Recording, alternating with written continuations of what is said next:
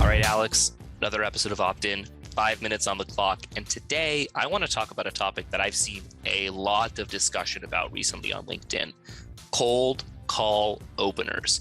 How do you start a cold call? What phrase do you use? Dive on in. I want to hear some examples from you. Silly voices. Immediately just jumping into silly voices. Yeah, immediately. If you got a good Kermit the Frog, any of the Kermit the Muppets, Frog really. here. No, but it's an interesting thing. I tend to think of it similarly to subject lines, right? Like in a cold email. And following a lot of the same guidelines is important. You don't want to be someone that just like does something weird. Please ignore everything I just said, right? That does something weird just to get someone's attention. If you do have something attention grabbing though, and it is relevant, that's super useful. So I don't try and do anything that out of the box, I feel like, with cold call openers, also because they've already picked up the phone. So really it's about just having the confidence, getting through who you are, where you work, and what you guys do and why you're reaching out as quickly as possible.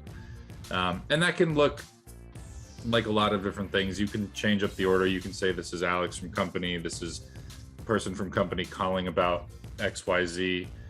You can even start and say, hey, I noticed you guys have this problem. This is Alex from company and I do this. Like the order of that stuff isn't as important, I'd say, as having it down, just like that first couple sentences down, pat, you know how it works. And then you have the ability to stop and adjust if you do get interrupted, or, the person on the other side maybe doesn't have the time of day they want to give you for the full conversation.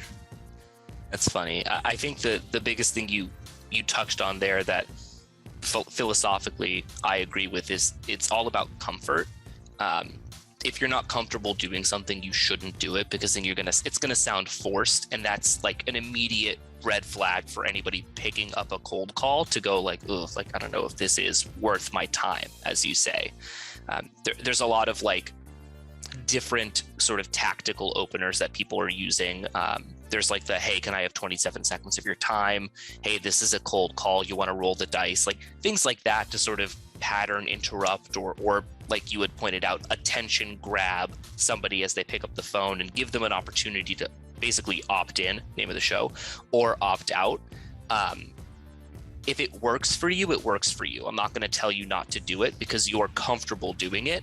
But if you're a new SDR and you're looking to experiment and someone says, hey, try this, like roll the dice opener and see how it works for you, and you don't like it, don't do it. Because you're going to get on the phone and it's going to be like, hey, Alex, this is AJ with Demand Drive. It's a cold call. You want to roll the dice?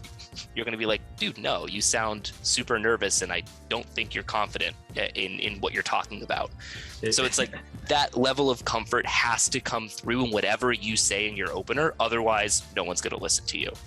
Yeah, it's one of the interesting things, I think, and you see it with other aspects of outreach as well. But someone tries something, it works really well, and then if it's really good, it spreads like wildfire. Like, do you have 18 and a half seconds of time? Like the specific, this was maybe a couple years ago, but at one point, and I guess this is about emails, I got like in a week, I had 3 or 4 emails that all said like, do you have XYZ amount of time, like oddly specific, and it just really started to bother me. So, and that's because it worked really well for someone who was doing it genuinely, and then everyone was like, oh, this works, let me try it, and they just piggybacked and copycatted without taking the time to make themselves comfortable with it or make it genuine or authentic to themselves. And you can just tell. Yeah. Phone calls work the same way, opening lines work the same way. You don't have to do anything crazy. They've already picked up the phone. That's the bonus. So really just being yourself with the right information, with the relevant information off the bat, I think is the best way to start. Yeah, there's no copy paste in sales. There's no silver bullets in sales. You can't just take something that works for someone else and then try it yourself and assume you're going to get similar results. You put it perfectly. Like, you have to work at it. You have to feel comfortable with it. And you have to know what you're going to get across in that very limited amount of time before going into a call. Because if you don't know that, if you're not prepared, you're sunk. Yeah. That being said, give it a shot.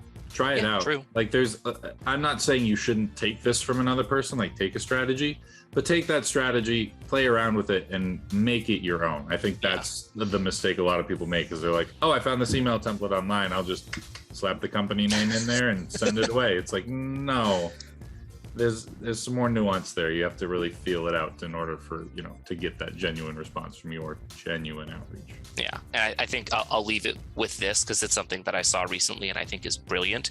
It's, if you're a salesperson, don't practice on prospects. If you have someone on the phone, it's so hard to get someone live on the phone. It's incredibly valuable time that you have with someone. Don't practice an opener on them. Practice on your peers, practice on colleagues, practice on your managers. Parents. Get comfortable with it with them. Practice on your parents. Heck yeah. Anybody who will listen to you, practice with them. Don't practice on someone who could literally make or break your commission check.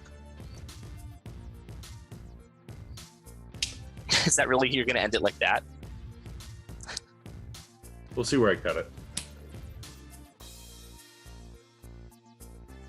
All right, AJ, 15 seconds. Tell everybody about opt-in.